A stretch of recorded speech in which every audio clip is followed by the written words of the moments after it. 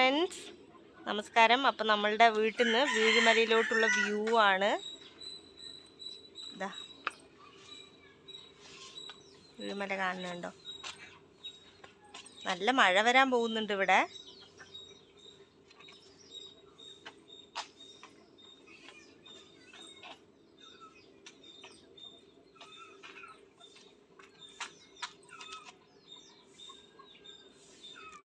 ആണ് വീഴുമല. കുറേ ഐതിഹ്യങ്ങളൊക്കെ ഉണ്ട് ഇതിൻ്റെ പുറകിൽ. ഇതാണ്ടോ, വീട്ടിൽ നിന്നുള്ള വ്യൂ ആണ് കേട്ടോ.